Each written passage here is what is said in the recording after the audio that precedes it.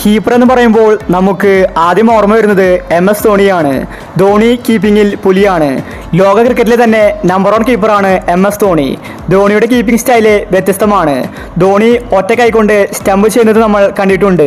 ഇപ്പോൾ ഇതാ ധോണിയെ വെല്ലുന്ന ഒരു സ്റ്റംപിങ് കാഴ്ചവെച്ചിരിക്കുകയാണ് സഞ്ജു സാംസൺ. ഇന്ന് പഞ്ചാബിനെതിരെയാണ് സഞ്ജുവിന്റെ മിന്നൽ സ്റ്റംപിങ്. ഒറ്റ കൈക്കൊണ്ടാണ് സഞ്ജു ആ സ്റ്റംപിങ് നടത്തിയത്. ഇതിനെക്കുറിച്ചാണ് നമ്മൾ ഇന്നത്തെ വീഡിയോയിൽ നോക്കുന്നത്. ഇതുപോലത്തെ IPL ന്യൂസിന് വേണ്ടി ഈ ചാനൽ മറക്കാതെ സബ്സ്ക്രൈബ് ചെയ്യൂ. പഞ്ചാബിനെതിരെ രാജസ്ഥാൻ ഇന്ന് മികച്ച വിജയമാണ് സ്വന്തമാക്കിയത്. ആദ്യം തന്നെ പഞ്ചാബിനെ ബൗളിംഗിൽ രാജസ്ഥാൻ കുടുക്കി. വലിയ സ്കോർ നേടാൻ പഞ്ചാബിന് സാധിച്ചില്ല. 147 റൺസിൽ പഞ്ചാബ് ഒതുങ്ങി. പിന്നീട് സെക്കൻഡ് ബാറ്റിംഗിൽ രാജസ്ഥാൻ കളി ജയിച്ചു. സഞ്ജുവിന്റെ ക്യാപ്റ്റൻസി കാരണമാണ് ഇന്ന് കളി ജയിച്ചത്. ബൗളിംഗിൽ സഞ്ജു പലവിധ തന്ത്രങ്ങൾ ബൗളേഴ്സിന് പറഞ്ഞു കൊടുത്തു. അത് തന്നെയാണ് പഞ്ചാബിനെ വെട്ടിലാക്കിയത്. ഇന്ന് പഞ്ചാബിന്റെ 17ാമത്തെ ഓവറിലാണ് ആ സംഭവം നടന്നത്. സഞ്ജുവിന്റെ ഒറ്റ കൈക്കൊണ്ടുള്ള സ്റ്റംപിംഗ് കണ്ട് ബാറ്റ്സ്മാൻ പോലും ഒന്ന് ഭയപ്പെട്ടു. ലിയാം ലിവിങ്സ്റ്റനെയാണ് സഞ്ജു ഇന്ന് ഒറ്റ കൈക്കൊണ്ട് പുറത്താക്കിയത്. പഞ്ചാബ് താരം അടിച്ച് സിംഗിളിനായി ഓടി. എന്നാൽ ലിയാം ലിവിങ്സ്റ്റൺ തെറ്റിദ്ധരിച്ച് ഡബിളിന് വേണ്ടി വീണ്ടും ഓടി.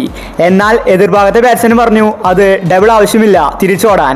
ഉടനടി ലിയാം ലിവിങ്സ്റ്റൺ തിരിച്ചോടി. എന്നാൽ സഞ്ജു ആകട്ടെ നേരെ സ്റ്റംപിലേക്ക് ഒറ്റ കൈക്കൊണ്ടത് എറിഞ്ഞു.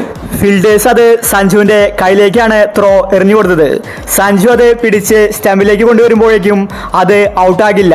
അത് സഞ്ജുവിനെ വ്യക്തമായിട്ട് അറിയാം. ഈ സമയത്താണ് സഞ്ജു ധോണിയുടെ തന്ത്രം പയറ്റിയത്. ധോണി സമയം കുറവുള്ള സ്റ്റംപിങ് ഇങ്ങനെയാണ് ചെയ്യാറ്. പന്ത് കയ്യിൽ പിടിക്കാതെ ഒറ്റ കൈകൊണ്ട് സ്റ്റംപിലേക്ക് തട്ടും.